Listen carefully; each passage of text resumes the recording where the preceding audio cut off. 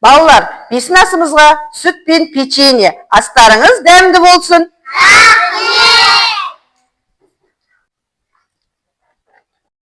Бұл менің атым Аяру. Бізге сүттен жасалатын өнімдерді көп береді. Бүгін де бізге сүт берді. Біз сүтті қайдан аламыз?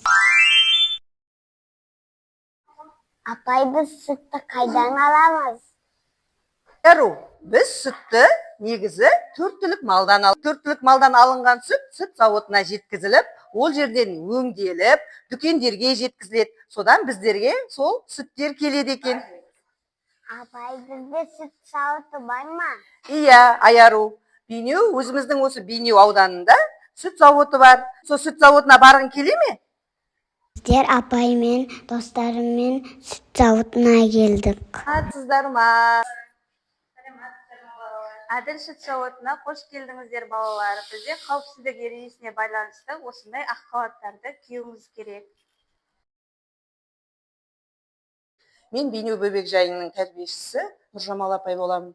Мен сіздерге сүт өнімдерінің қалай дайындалатынын, қалай шығатынын білгіміз келіп, балаларыммен келіп тұрмын. Тәрбиеленушім Аяру осы сүт зауытына барғысы келетін, ол өз көзімен осы сүт зауытын көргісі келді. Сол үшін сіздерге келіп тұрмыз. Сіз біздерге, балаларыма, соны түсіндіріп өтсеңіз. Қош келдіңдер, балалар. Бұл біздің Әділ сүт зауыт. Бейнеудегі жалғыз сүт өнімдерін өндіретін сүт зауыт болып табылады. Жалпы бізде сіздер қолданып жүрген күнделікті осындай қаймақтарымыз, айрандарымыз, және де әртүрлі дәммен йогурттарымыз шығарылады. Сіздердің сүйікті йогурттарыңыз бізде осылай болып шығады. Және де мына жерде сіздерге арналған өзіміздің шағын йогурттарымыз бар. Қаймақ, сіздердің сүйіп жейтін құрттарыңыз осы сүт зауытында өндіріледі. Апай, мына қаймақты қалай жасадыңыздар? Қаймақ сүт өнімдерінен жасалатын өнімдердің бірі болып табылады. Жалпы қаймақ ұйығаннан кейін бізде сарысу қалады. Бірақ біз ол сарысуды пайдаланбаймыз. Сарысудан не жасауға болады? Аяру, сарысудан өзіміз тәжірибе жасаймыз. Жарай ма? Апай, біз сарысуды қайдан аламыз? Бізге сарысу бересіз ба?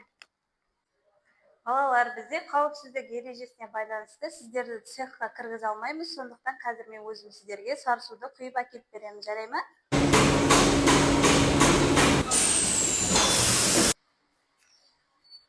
Балалар, мінекей, бұл біздің сарысуымыз. Рахмет. Балаларымызға сүт өнімдерін қалай жасалатынын түсіндіргеніңізге көп рахмет. Сау болыңыз. Сау болыңыздар, балалар. Сүт зауытынан алып келген сарысуымыздан тәжірибе жасап көрейік. Сарысудан балқаймақ және де көптеген балаларға арналған тәтті шырындар жасауға болады екен.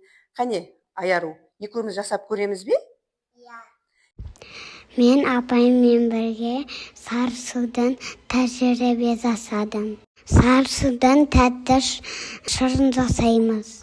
Ол үшін бізге 150 миллиграмм сарысу, 100 миллиграмм шырын, шай қасық бал керек. Бірінші сарысуды бос ыдысқа құйып аламыз. Араластырып, үстіне шырынды қоямыз. Одан соң 1 қасық бал саламыз. Жақсылап араластырамыз. Араластырған езбені 30 минут мұздатқышқа саламыз.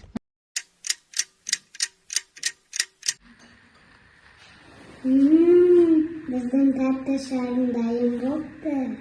Достарыңа да дәмін татқызайын. Әрине, Аяру, достарыңды шақыра ғой. Бірге дәмін татасыңдар. Жарай ма? Иә.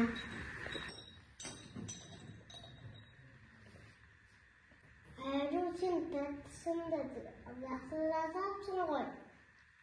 Сарысуды қалдық қылып тастамай, осындай өнімдер жасауға болады.